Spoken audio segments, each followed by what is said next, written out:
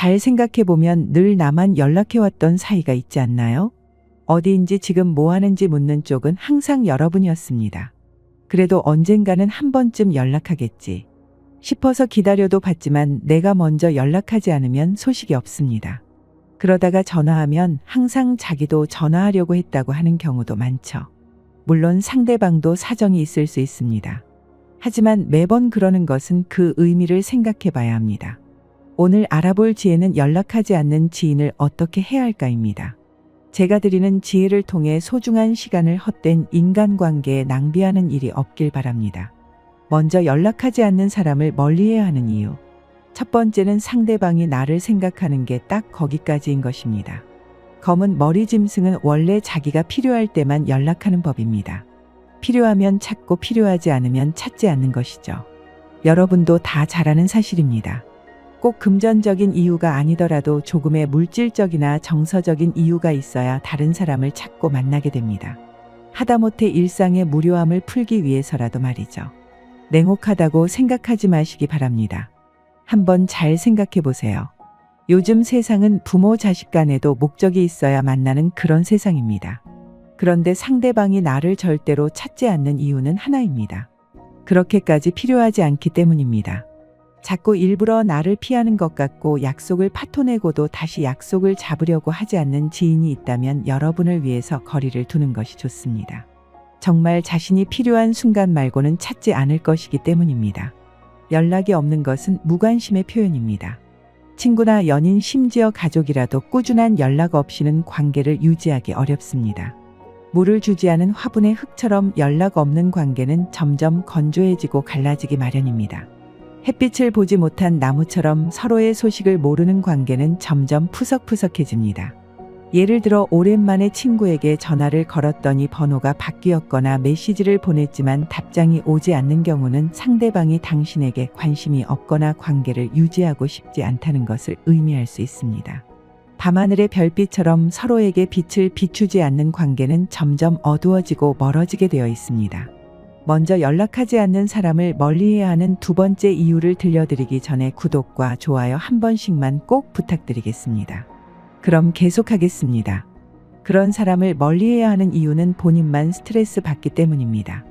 인간관계를 이어가기 위해서는 양쪽 모두의 노력이 필요합니다.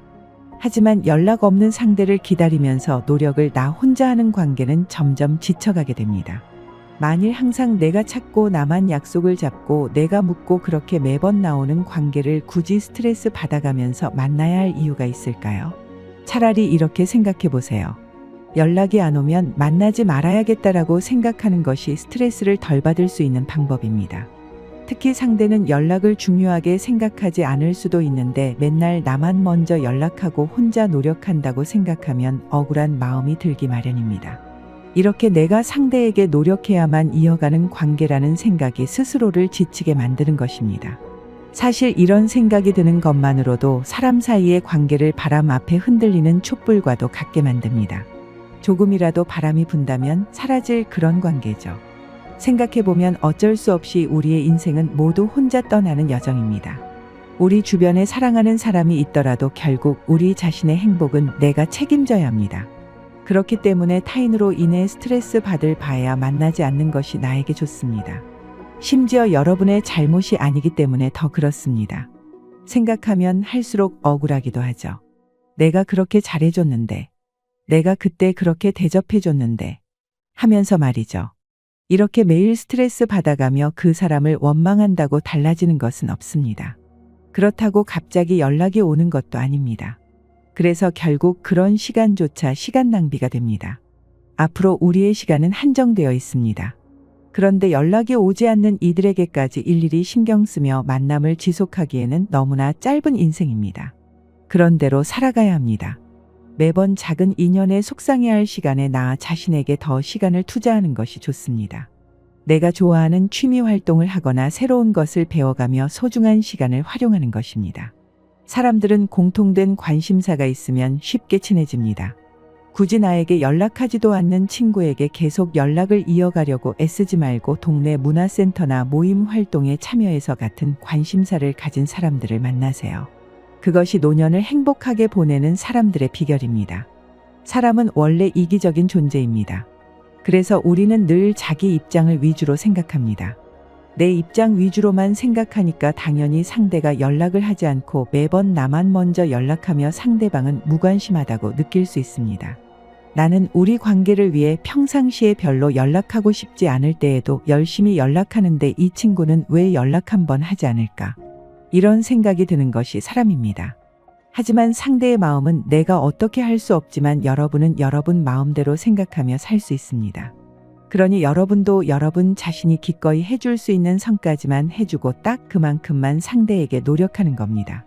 자신이 받아들일 수 있는 범위에서만 관계를 유지하면 마음이 편해집니다. 만약 그럼에도 스트레스 받는다면 상대와 연락을 끊고 서서히 멀어지세요. 타인 때문에 자신까지 잃지 않으면 좋겠습니다. 이 세상에 나보다 소중한 존재는 없기 때문입니다. 하지만 너무 나쁘게만 생각하지 않는 것이 좋습니다. 사람은 살다 보면 여러 이유로 변하게 됩니다.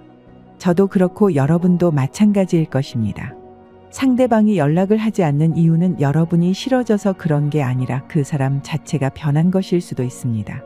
왜냐하면 사람은 나이 들수록 혼자가 편해지도록 성격이 바뀌기 때문입니다.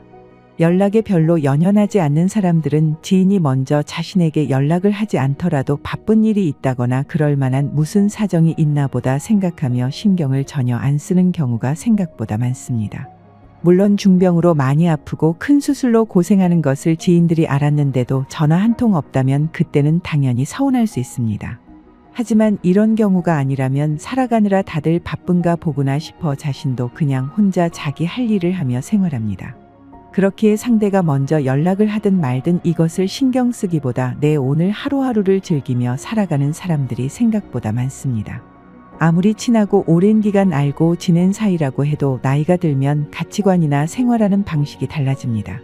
취미든 뭐든 공통 관심사가 비슷해야 만나도 할 얘기가 생기고 만나면 지루하지 않게 대화를 이어나갈 수 있는 것입니다. 아무리 오래된 친구도 이렇게 공통 관심사가 없으면 굳이 만나기보다는 혼자 내가 하고 싶은 것을 하면서 생활하는 것이 더 좋다고 느낄 것입니다. 나이 들수록 오래된 친구들도 다 귀찮아지고 어디 얽매이는 게 싫어지기도 한답니다. 이것은 지극히 자연스러운 현상일 뿐입니다. 나이 들수록 친구보다는 취미 생활을 즐기거나 마음 공부를 하는 것이 오히려 더 좋은 친구의 역할을 대신하기도 합니다. 그래서 마냥 먼저 연락이 안 오면 너무 신경 쓰지 마시고 그냥 자기 인생 잘 즐긴다고 생각하는 것도 내 인생에 좋습니다. 무소식이 희소식이라는 말이 딱 맞습니다. 마음 편히 생각하고 나도 내 인생을 혼자서도 잘 즐기며 가는 인연을 굳이 잡지 말고 무심하게 잘 살아가면 되는 것입니다. 혼자서도 인생을 잘 보내지 못한다면 연락에 집착하게 되고 심지어 연락이 안 오면 아무것도 할 수 없고 초조해지는 사람도 있습니다. 이렇게 남에게 휘둘리는 삶은 옳지 못합니다. 반대로 내 삶에 집중하고 열심히 살다 보면 알아서 연락이 오는 경우도 있습니다. 그러니 굳이 연락하고 지내지 않아도 됩니다. 오히려 끊어질 사람들은 끊어지고 단단해질 사람들은 더 돈독해지는 것입니다. 그러니 너무 마음을 쓰지 마세요. 떠날 인연에 신경 쓰고 살기에 여러분의 인생이 너무나 아깝기 때문입니다. 그러면 오늘 영상이 여러분의 삶에 도움이 되길 바라며 구독과 좋아요 한 번씩 부탁드리겠습니다. 차라리 남이었으면 좋겠습니다. 요즘 남보다 못한 자식과 부모가 많아지고 있습니다. 젊은 시절 금이야 오기야 키웠지만 내가 나이 들고 기댈 곳이 필요해지니 인연을 끊듯이 해버린다고 합니다. 우리 자식들은 안 그러겠지? 이 세상 어느 부모도 내 자녀들이 나를 버릴 것이라고 감히 상상해 본 적도 없을 것입니다. 하지만 나이 들어서 자식과 인연을 끊고 사는 사람들이 너무나도 많습니다. 왜 그럴까요? 그 사람들도 자식들과 친구처럼 같이 여행 다니고 서로 아껴주는 관계가 되기를 바랬지만 시간이 지나면서 점점 더 멀어지는 것이 관계입니다. 오늘은 제가 가정 상담을 해오면서 느낀 자식에게 버림받는 부모들의 특징에 대해서 알려드리겠습니다. 수십 년간 쌓아온 저희 이야기를 듣고 대충 생각하지 마시기 바랍니다. 생각보다 너무 많은 가정들이 작은 것들을 가볍게 여겼다가 가정이 해체됐기 때문입니다. 첫 번째, 아직도 장남에게 온정성을 쏟는 부모가 많습니다. 아들이 하고 싶은 거 먹고 싶은 거 다 하게 시켜주며 키우고 열심히 모아온 재산도 아들에게 전부 줬는데 노후에 부모가 병들어도 아들이 부모를 모시지 않고 알거지로 내쫓아 배신을 당했다면서 우는 부모들이 우리 주위에 너무 많습니다. 심하면 슬픔에 스스로 목숨을 끊은 부모들도 많죠. 결국 재산을 받지 않은 다른 형제들이 반발합니다. 제일 큰형이 부모를 모셔야 된다면서 서로 헐뜯고 비난합니다. 아무리 제일 마음이 가는 자식이 있더라도 절대로 차별하지 마세요. 나는 차별 없이 공평하게 사랑해줬다고 생각했어도 내 자식이 차별당해서 속상했다고 말한다면 가슴에 손을 얹고 생각해봐야 합니다. 정말 내가 공평하게 키웠는지 말입니다. 이 세상에는 능력 없는 부모보다 차별하는 부모가 더 나쁩니다. 능력 없고 돈 없어도 그 누구도 차별하지 않고 사랑으로 키우면 자식들이 적어도 원망하지는 않습니다. 그러나 첫째한테 모든 걸 다 쏟아붓고 빈털털이 된 다음에 둘째에게 몸을 의탁하는 부모들이 정말 많습니다. 그런 삶을 원하시나요? 절대 그러지 마세요. 그런 사람들이 열심히 키운 자식에게 버림받는 사람들의 공통된 특징입니다. 자식을 위해 뼈 빠지게 뒷바라지하고 좋은 대학, 좋은 직장에 보내고 결혼까지 시켰는데 홀로 요양원에 입원하는 부모가 정말 많은 세상입니다. 그러니 제발 절대로 자식에게 목매지 마세요. 자신의 인생을 쏟지 마세요. 특히 남은 재산은 절대로 미리 줘서는 안 됩니다. 성인이 된 자식들은 결국 독립해서 가정을 꾸려나가야 합니다. 앞으로 그들의 인생이 있습니다. 이제는 각자 인생을 살면 됩니다. 자녀들에게 바라고 의탁하는 시절은 우리네 부모님 세대로 끝내야 합니다. 옛날에는 잘 키운 장남이 집안을 일으켜 세웠습니다. 만약 그렇지 못한다면 적어도 나를 키워준 부모님들을 책임지는 것이 바로 장남의 역할이었습니다. 하지만 이제 그런 자식들이 정말로 없습니다. 아니, 없을 수밖에 없습니다. 세상이 너무 바뀌었고 며느리, 사위 모두 할 것 없이 자신들의 이익만 바라며 살아갑니다. 그런 와중에 한 명의 자식에게 모든 재산을 준다면 분명히 탈이 있습니다. 나머지 자식들은 왜 자신에게는 아무것도 없냐고 명절 때마다 싸우며 심하면 소송으로까지 이어집니다. 설마 그러겠어 싶지만 명절 때마다 부모님 재산을 두고 폭력과 심하면 살인까지 일어납니다. 생각보다 자주 일어나는 일입니다. 그러니 특히 재산은 꼭 붙들고 계세요. 아무리 힘든 자식이 있다고 하더라도 너무 한 명에게 몰아줘서는 절대 안 됩니다. 보고 있기가 마음이 아프더라도 나머지 자식들을 위해서라도, 그리고 여러분의 남은 행복을 위해서라도 꼭 지켜주시기 바랍니다. 둘째, 자식을 너무 귀하게 키우지 마세요. 무슨 소리냐고요? 자녀의 문제를 해결해 주지 마세요. 잘 아시잖아요. 사람은 누구나 고난을 감내하며 살아갑니다. 인생이 항상 행복하고 즐겁기만 한다면 아마도 모두 영원히 어린아이로 살고 싶을 것입니다. 하지만 그럴 수가 있나요? 인생의 어려움을 이겨내고 스스로 일어서는 과정에서 우리는 진정한 자신을 발견합니다. 그런데 생각보다 주변을 보면 하나부터 열까지 다 도와주는 부모들이 많습니다. 이런 부모 밑에서 자란 자식들을 보면 대부분 나이 들어서도 스스로 뭐 하나 할 줄 아는 것이 없습니다. 이제는 자기 힘으로 할 수 있는 나이가 되고 능력이 있어도 습관이 되어버린 것이죠. 금전적인 문제도 마찬가지입니다. 부모님이 있는데 도와주시겠지 하는 마음이 깊숙하게 자리 잡습니다. 그래서 현명한 부모라면 자식의 일에 과하게 간섭하지 말아야 합니다. 지금 당장은 부모가 해결해 줄 수 있겠지만 자식 스스로 문제를 해결하면서 배워야 합니다. 그거 아시나요? 요즘은 대학교에 보낸 자녀가 성적이 안 나오면 교수를 직접 찾아가는 부모들이 많다고 합니다. 공부를 안 해놓고 오히려 교수에게 가서 따지는 것이죠. 회사에 취업해도 상사에게 혼나면 다음날 부모가 찾아와 내 자식 혼내지 말라고 하는 경우도 있다고 합니다. 그런데 이렇게까지 하면서 자식의 모든 문제를 부모가 해결해 준다고 해서 그 자식이 잘 살게 될까요? 이렇게 자라면 결국 다른 사람과의 인간관계에서도 어려움을 겪게 됩니다. 그럼 그때 또 부모가 나서서 친하게 지내라고 하면 해결이 될까요? 자기 인생은 본인 스스로 살아야 합니다. 그 누구도 나를 대신할 수 없습니다. 물론 그 순간 잠깐은 편하겠지만 제대로 된 인생이 아닙니다. 부모가 모든 것을 해결해주고 결정하게 되면 자식은 자신의 문제를 스스로 해결하는 방법을 모르게 됩니다. 어려움에 직면했을 때 해결하는 방법을 배우지 못합니다. 그러면 자립 능력이 부족해지고 스스로 결정하지 못하게 됩니다. 인간관계도 마찬가지입니다. 다른 사람들과의 관계에서도 어려움을 겪게 되고 이것이 반복되다 보면 자존감이 저하되고 조금만 해결해 주지 않으면 부모에게 오히려 화풀이를 하게 됩니다. 흔히 아는 마마보이가 되는 것이죠. 평생 데리고 키울 것이 아니라면 자식의 인생은 본인 스스로 살아가게 해주세요. 무슨 문제가 생기면 해결하는 방법을 알려주세요. 부모는 물고기 잡는 방법을 알려줘야 합니다. 매번 물고기를 잡아주기만 하면 자식은 나이가 50이 되어도 받아먹기만 합니다. 스스로 문제를 해결하고 스스로 결정을 내리는 능력을 키울 수 있도록 도와주세요.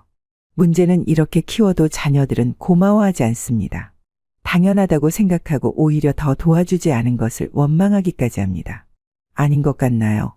자식의 일에 너무 관여하지 마세요. 자식에게 다 퍼주는 것이 사랑이 아닙니다.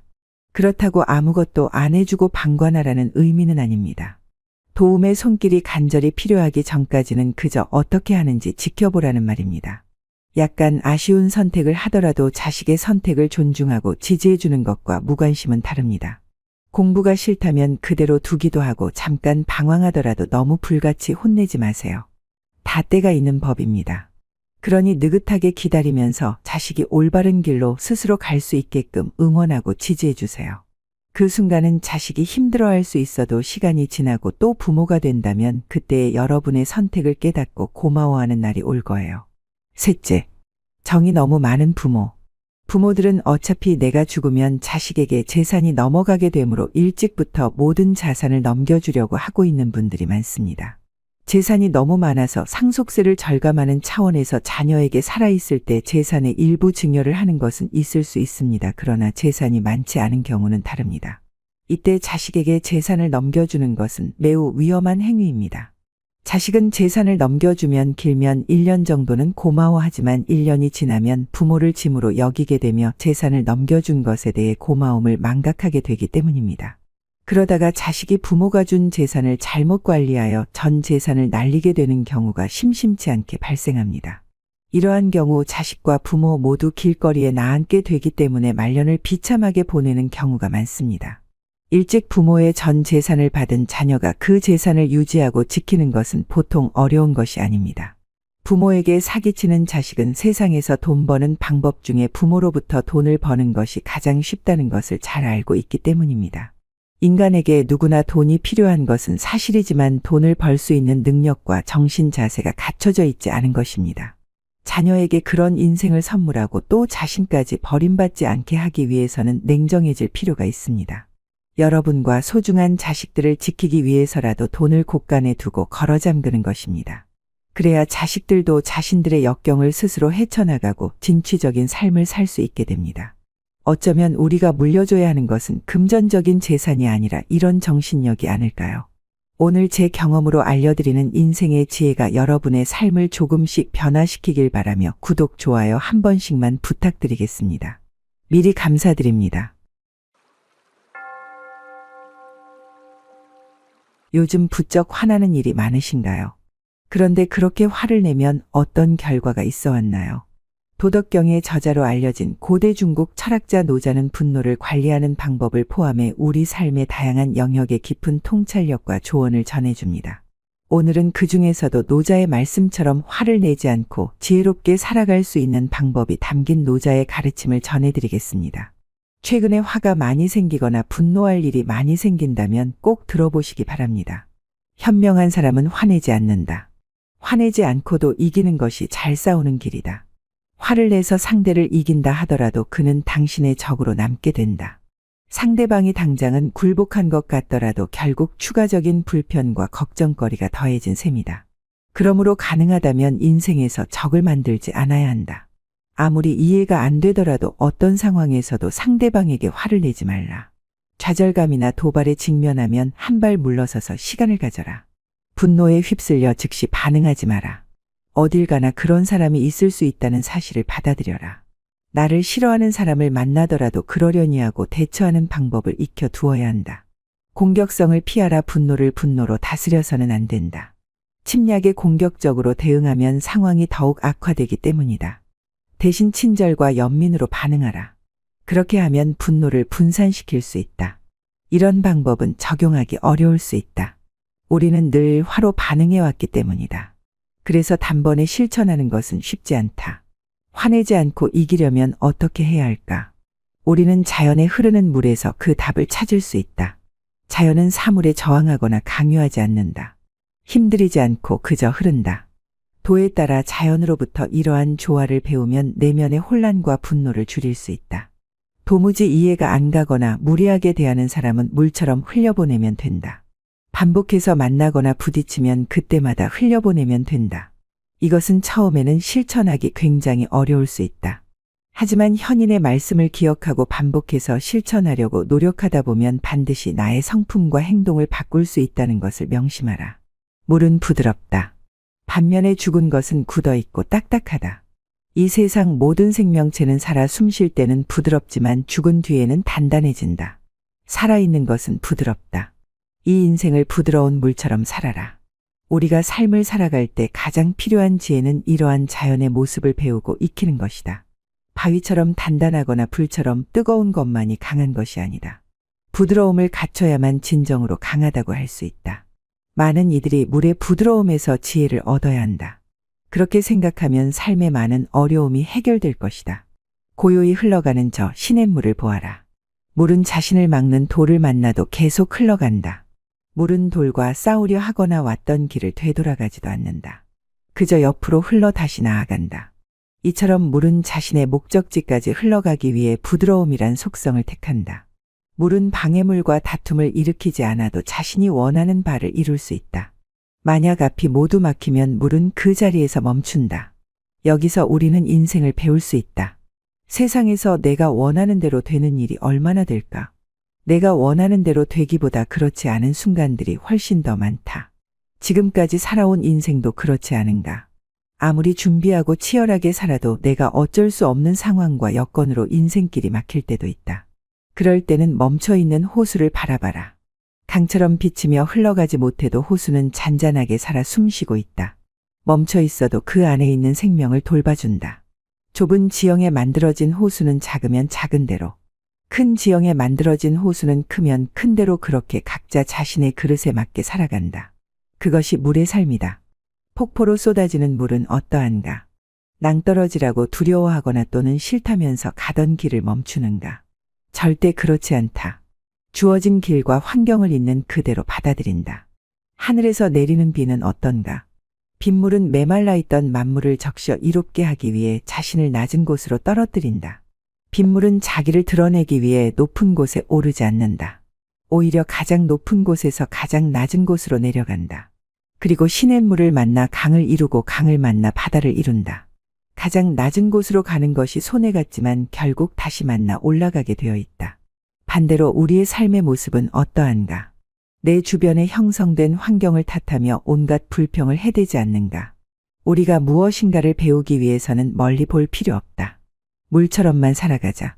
환경을 받아들이고 물처럼 살아가는 지혜로운 모습을 익히자. 그러면 인생에 대한 생각과 태도가 바뀌어 의외로 많은 걱정과 문제가 해결될 것이다. 겸손한 마음가짐을 기르고 내가 옳아야 한다는 강박과 논쟁에서 상대방을 이기려는 욕구를 버린다면 분노를 줄일 수 있다. 우리네 인생에서 스스로를 너무 옳다고 맹신하지 말고 바위를 만나면 옆으로 비켜가는 법을 배우자. 늘 유연하게 깨어 있어라. 내가 무조건 옳다는 생각에 지나치게 빠질 때 우리의 삶은 썩은 물이 되어버린다. 더 이상 흘러갈 곳이 없이 갇혀버린다. 그러니 고이지 않고 계속 흘러가는 물이 되어 다른 사람 앞에서 겸손함을 잃지 마라. 나만 옳다고 하지 말고 다른 이들을 존중하며 대하라. 마찬가지로 자연을 소중히 여겨 인간은 땅을 귀하게 여기고 하늘을 올려다봐야 한다. 생명을 소중히 여기는 자가 온전한 인성을 갖출 것이다. 평소의 생명을 함부로 대한 자는 위기의 순간이 왔을 때 올바르게 대처하지 못한다. 반면 평소부터 생명을 귀하게 생각한 사람은 위기 속에서 빛을 발한다. 무엇보다 당신의 생각을 주의하라. 생각이 곧 말이 된다. 말은 곧 행동이 되고 행동은 습관이 된다. 습관이 우리의 인격과 인생을 만든다. 그러니 평소에 하는 생각들도 항상 건강한 생각을 해야 한다. 우리가 살아가는데 만나는 모든 어려움은 지혜와 인품으로 현명하게 대처할 수 있다. 그러니 화려하게 말하려 하지 말고 진실되게 말하려고 노력하라. 잘 모르는 일에 대해 지나치게 떠벌리지 마라. 내 주장과 관점을 다른 이에게 지나치게 강요하지 마라. 자신을 드러내려 하는 자는 공을 세워도 공을 얻지 못할 것이다. 자신을 내세우려는 명예의 욕구를 내려놓아라. 일이 안 풀릴 때는 새로운 방법을 찾고 포기하지 말고 계속 도전하라. 실패와 절망 속에서도 계속해서 걸어가는 자가 원하는 목적지에 도착할 것이다. 만약 내가 하는 일이 잘 되지 않는다고 하더라도 쉽게 실망하고 좌절하지 마라. 모든 일에는 노력이 필요하고 또 그에 맞는 시간이 필요하다. 저 큰 나무들을 바라봐라. 울창한 가지로 새들의 집이 되어주고 무더운 여름에 시원한 그늘을 만들 수 있기까지 얼마나 많은 시간이 걸렸을지 생각해 보았는가. 땅에 깊이 뿌리를 내리고 줄기가 오르며 모진 비바람 속에도 꺾이지 않고 자라나 열매를 맺으며 지금과 같아질 때까지의 과정을 상상해 보길 바란다. 나무는 스스로 원하는 곳에서 태어난 것이 아니다. 자연의 이치로 어느 날 문득 그곳에 뿌려진 것이다. 하지만 나무는 불평하지 않는다. 비가 오지 않더라도, 햇빛이 잘 들지 않더라도 나무는 묵묵히 그 자리에서 빛을 향해 뻗어갈 뿐이다. 이처럼 너희들도 일희일비해서는 안 된다.